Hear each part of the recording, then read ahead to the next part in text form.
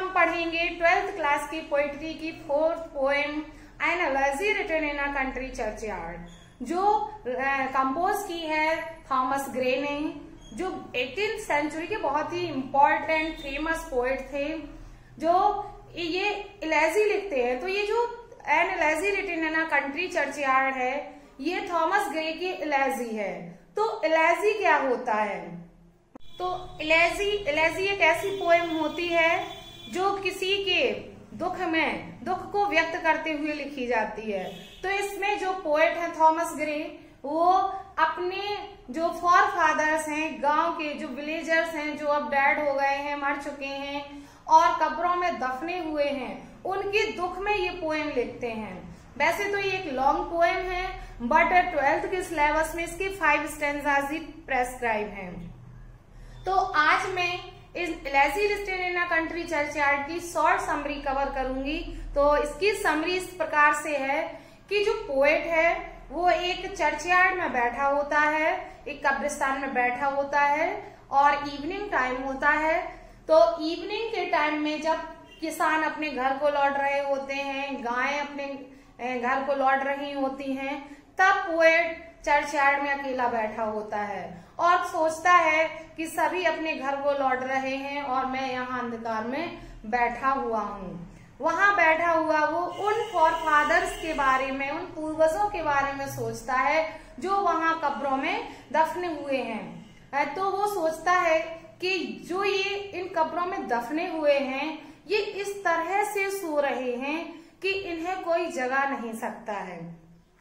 वो कहता है कि ये जो फॉरफादर्स हैं जो यहाँ दफने हुए हैं, इतनी गहरी नींद सो रहे हैं कि अबाबील का चहचहाना इन्हें जगा नहीं सकता है, सुबह की ठंडी हवा इन्हें जगा नहीं सकती है, शिकारी जब अपना हंटिंग करते हैं तो जो इससे नॉइज होता है तो उनकी गूंज भी उन्हें जगा नहीं सकती है।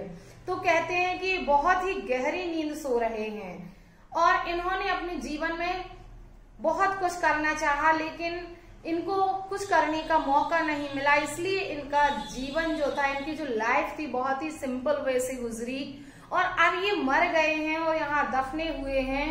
तो लास्ट में वो ये कहना चाहता है कि हमारे जो पूर्वज जो यहाँ दफने हुए हैं, जो एम्बिशियस पर्सन है, let not ambitious mock their useful toil, जो एम्बिशियस पर्सन है उनको इन कब्र में दफने हुए इन साधारण लोगों के सिंपल से वर्क पर जीवन भर इन्होंने जो साधारण सा कार्य किया है, इस पर हंसना नहीं चाहिए।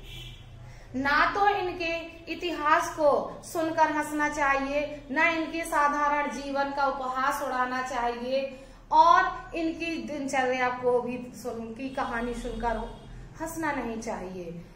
वो इसलिए ऐसा कहते हैं क्योंकि कवि कहता है कि जो बोस्ट ऑफ हेराल्डरी, मतलब जो लोग उच्च कुल में जन्म लेते हैं, उच्च कुल में चाहे जन्म लेने वाले हों, चाहे ऊंचे परिवार के हों या निम्न कुल के हों, कोई भी हो, मृत्यु सभी के लिए एक समान आती है। सभी को मरना है एक दिन, चाहे वो राजा हो या रंक हो, अमीर हो या गरीब हो, या बहुत ही प्रसिद्ध हो या कम प्रसिद्ध हो, मृत्यु सभी को आती है। जो मृत्यु का रास्ता है वो, या एक तरह से फेम का रास्ता, प्रसिद्धि का रास्ता भी सीधा कब्र की ओर जाता है।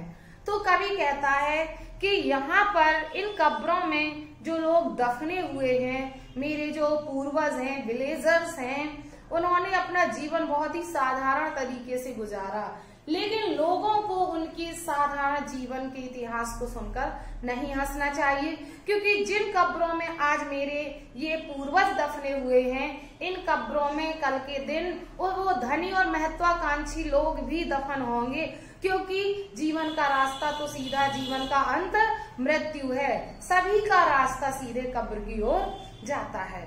इस तरह से इस पोएम में पोएट थॉमस ग्रे अपने पूर्वजों के प्रति दुख व्यक्त करते हुए ये पोएम लिखते हैं। इसमें मॉर्निंग का सेंस शो होता है, बिलाप का सेंस शो होता है, इसलिए ये एक एलेजी है।